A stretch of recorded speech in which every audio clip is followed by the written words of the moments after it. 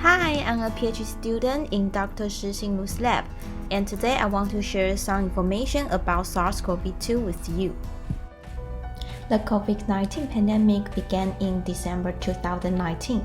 As of today, the characteristic of this virus and its method of transmission remain poorly understood. In particular, whether SARS-CoV-2, which is the virus behind COVID-19, can be transmitted through the air is a major issue that must be addressed. Accordingly, we focus on whether SARS-CoV-2 can be spread through the air. Specifically, I shall share with you the information that I currently know, particularly the experimental and the clinical evidence concerning the airborne transmission of SARS-CoV-2. So, what is airborne transmission? Airborne pathogens are defined as small molecules that can first be attached to the air particles, second, be suspended in the air for a long time, and third, remain active in air for a long time to be transmitted. We know that several pathogens such as measles and Mycobacterium tuberculosis can spread through the air, and we now wish to know whether SARS-CoV-2 can as well. Next, how are aerosols with the virus produced? Droplets of all sizes are produced when we cough, sneeze, or even exhale, and these droplets may contain pathogens. If the virus is wrapped in droplets larger than 5 micrometers, the droplets will drop to the ground after traveling for a certain distance because of gravity. However, we can still come into contact with these droplets, which enter our body through our mouth and nose. Such contact is currently considered to be how SARS-CoV-2 is mainly transmitted. The crucial consideration in airborne transmission is not these large particles, but the tiny particles that virus can attach to in the air. When the diameter of droplets exhaled by us is less than 5 micrometers, they are considered tiny and that can be mixed into the air. These droplets are called aerosols, and aerosols spread farther than large droplets do. In any case, you are more likely to be infected through droplets than through airborne aerosols. This is because the distance of droplet infection is relatively short, and droplets contain more virus than aerosols do. Furthermore, the farther aerosols travel, the fewer active virus they contain, making far-traveling aerosols less likely to infect someone. Although we do not currently know the virus dose required to make someone have COVID-19, we can surmise that the probability of aerosols infection is not high. So, considering the evidence, please don't panic.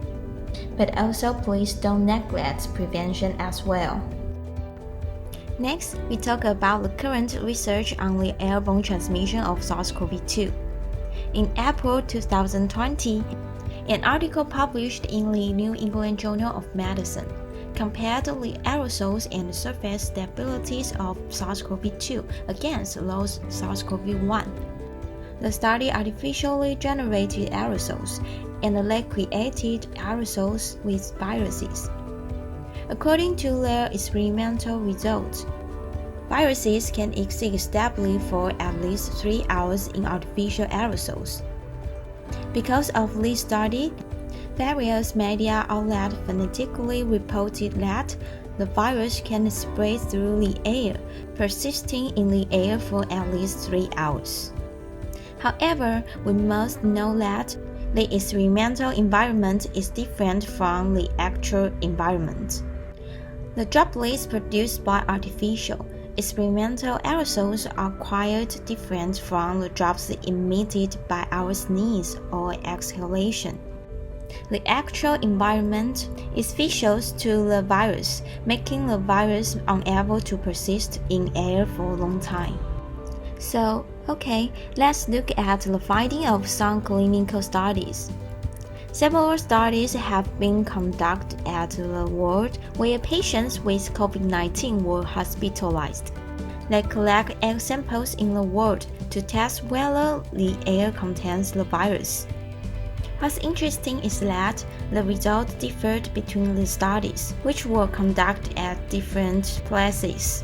For example, a study published in the journal titled Infection Control and Hospital Epidemiology tested the air in 6 wards. Some of these wards housed mild patients, and the other wards housed severe patients.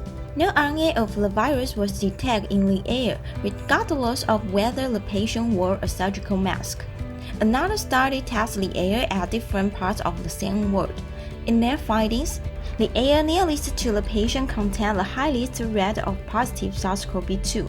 However, the amount of RNA was small, especially in part of the ward farther from a patient. Finally, another study collected egg samples from wards housing patients with COVID-19, some of whom wore a surgical mask. In that study's result, in ward housing patients who didn't wear a surgical mask, 40% of the ward had SARS-CoV-2 RNA in its air. However, in ward housing patients who wore a mask, no virus RNA were detected. And finally, how can the airborne transmission of SARS-CoV-2 be prevented? According to these research results, we can see that the virus can indeed exist in the air, but not for long. Nonetheless, more evidence is required as to whether the virus can be transmitted through the air, specifically whether it can remain infectious as it travels.